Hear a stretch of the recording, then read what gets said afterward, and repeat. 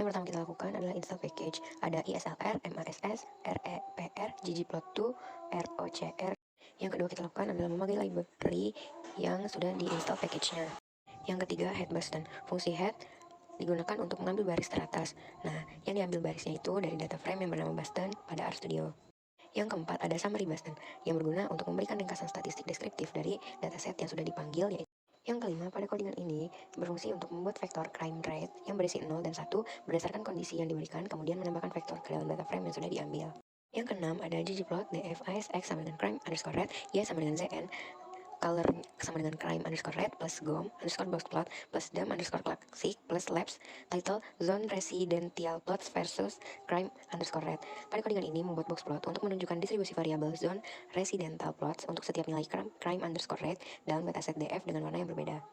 Yang ketujuh, ada ggplot df, isx sama dengan crime underscore red, y sama dengan indus, color sama dengan crime underscore red, plus gom underscore box plot, plus dam underscore classic, plus labs title industrial lens plot versus crime underscore red. Codingan ini berfungsi untuk membuat box plot yang menunjukkan distribusi variabel industrial lens plots untuk setiap nilai crime underscore red dalam dataset df dengan warna yang berbeda.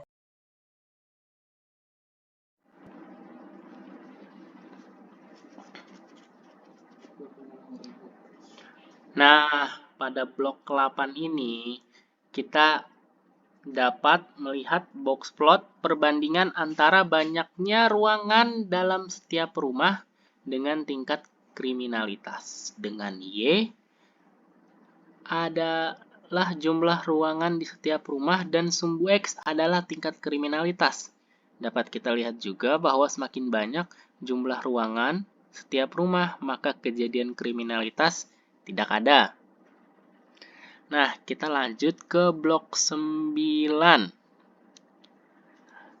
Di sini kita dapat melihat perbandingan antara konsentrasi nitrooksida dengan tingkat kriminalitas dengan sumbu Y adalah tingkat konsentrasi nitrooksida dan sumbu X adalah tingkat kriminalitas. Dapat dilihat bahwa semakin tinggi konsentrasi nitrooksida, maka kemungkinan kriminalitasnya akan terjadi. Nah, kita lanjut ke blok yang ke-10.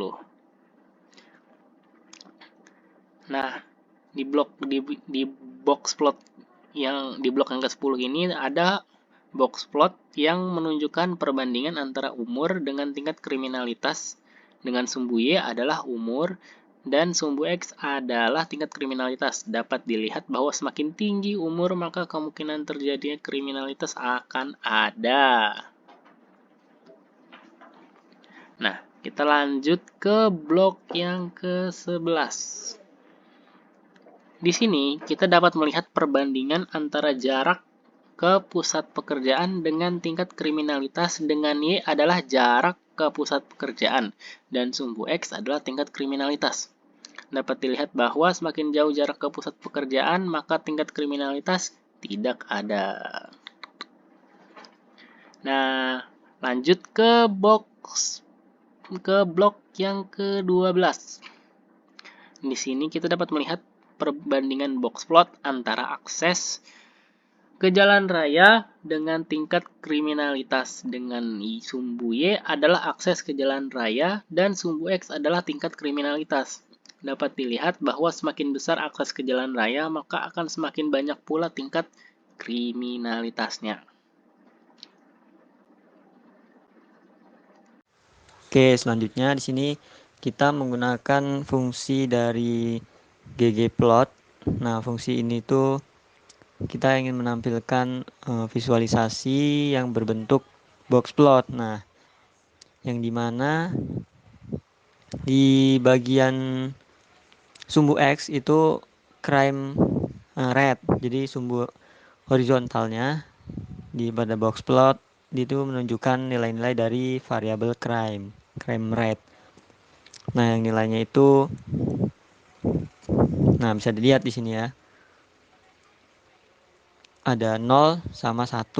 Nah, di sini yang 1 itu ada data pencilan, ada 2 di sini di sekitar 151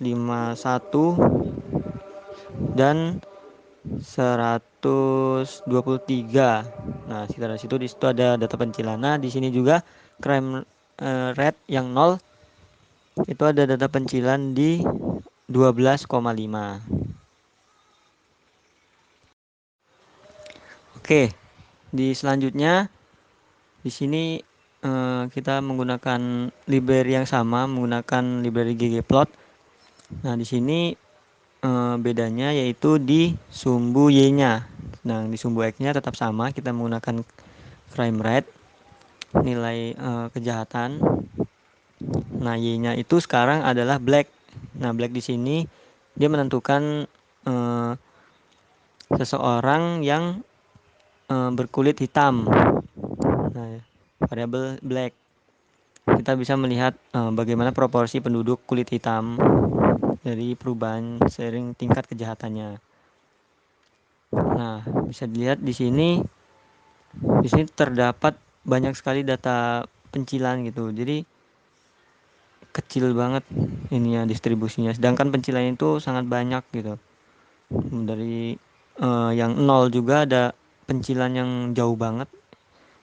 Dari di sini rata-ratanya bisa dilihat ada di sekitar 420, sedangkan ada di sini ada data satu yang benar-benar outlier banget. Di sini ada 120 mungkin sekitar 120. Kemudian di sini yang data yang satu yang yes itu dia lebih banyak data pencilannya, bahkan dari 390-an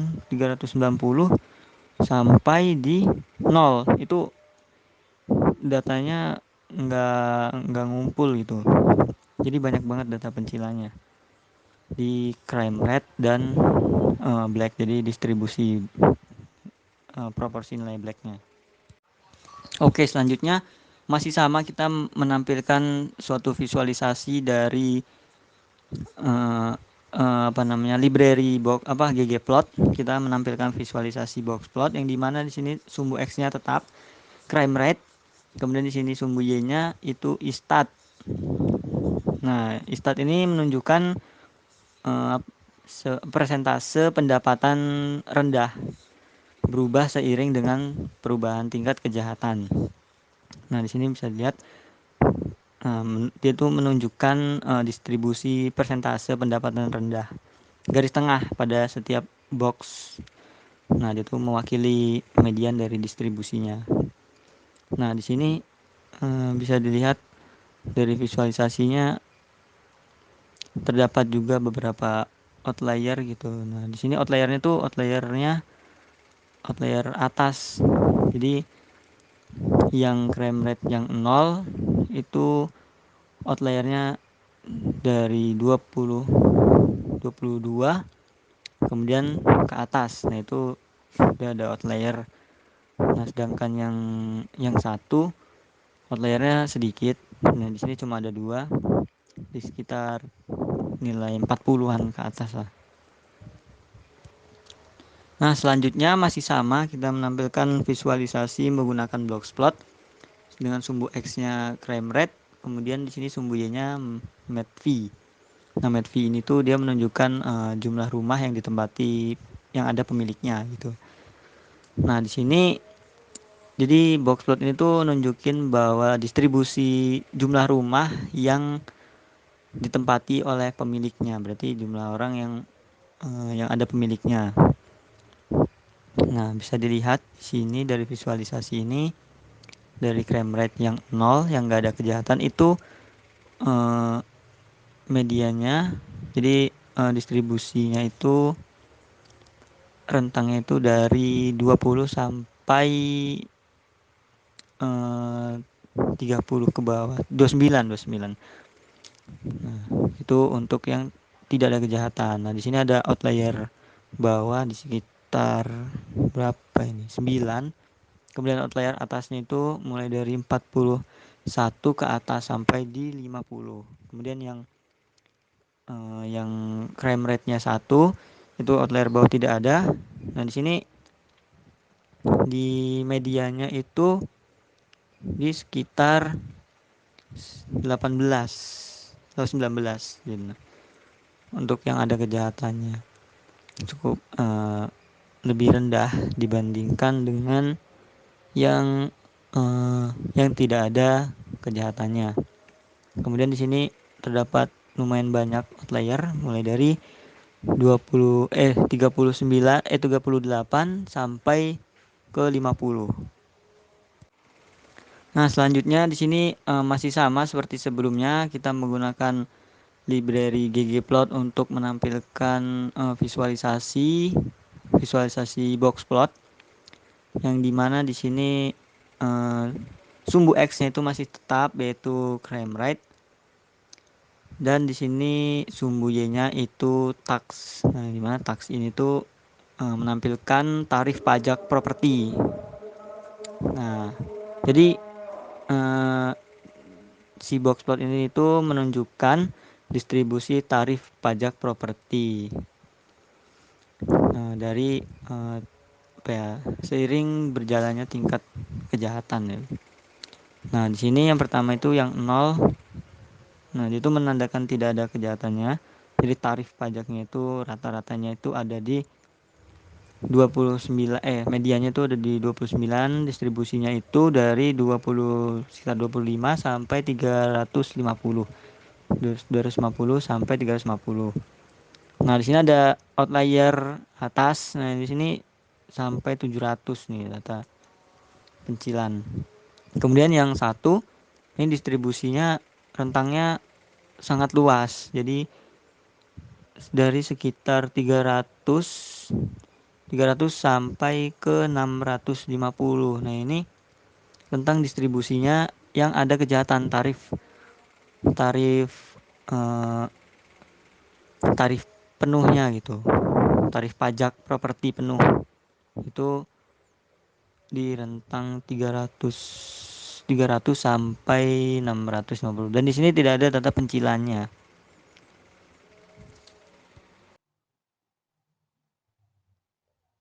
Kemudian pada kode ini, secara keseluruhan, kode ini membagi data frame menjadi satu set pelatihan atau data train yang berisi 80% dari data dan satu set pengujian atau data test yang berisi 20% dari sisanya. Untuk secara perbaris, untuk baris pertama itu menetapkan nilai benih untuk generator angka acak. Ini memastikan bahwa angka acak yang dihasilkan nanti dalam kode akan sama setiap kali dijalankan dengan biji ini. Kemudian yang baris kedua ini menghasilkan sampel acak dari indeks baris 1 hingga jumlah baris dalam data frame, di mana ukuran sampelnya adalah 80% dari total jumlah baris. Fungsi sort kemudian digunakan untuk mengurutkan indeks ini secara berurutan. Kemudian pada baris ketiga, baris ini memotong data frame. Data frame menggunakan indeks baris yang dipilih secara acak yang disimpan dalam data frame split untuk membuat set pelatihan atau data train. Kemudian yang baris terakhir, ini membuat set pengujian atau data test dengan mengambil semua baris dari data frame kecuali yang termasuk dalam set pelatihan. Kemudian kolom kode yang kedua, hasil dari model LDA akan mencakup informasi tentang diskriminan linear antara kelas kategori variabel respon, crime underscore rate, dan variabel prediktor lainnya dalam data pelatihan atau data train. Ini dapat menggunakan hasil ini dapat digunakan untuk melakukan prediksi pada data uji atau untuk mengevaluasi kinerja model LDA. Kemudian untuk kolom yang ketiga, secara baris yang pertama ini fungsi predik digunakan untuk membuat prediksi yang menggunakan model LDA yang telah disesuaikan LDA.fit pada data uji atau data test. Kemudian baris yang kedua, dari hasil prediksi LDA.fit, variabel kelas diambil untuk mendapatkan kelas prediksi. Kemudian untuk yang baris terakhir, fungsi table digunakan untuk membuat tabel kontingensi yang membandingkan kelas prediksi dari model LDA dengan nilai sebenarnya dari variabel respon. Dalam data uji, ini memungkinkan Anda untuk mengevaluasi seberapa baik model Anda memprediksi variabel respon. Kemudian dalam kolom kode yang berikutnya, kode ini memberikan akurasi model LDA yang diterapkan pada data uji dan mencetak pesan yang menyatakan akurasi tersebut dalam persentase.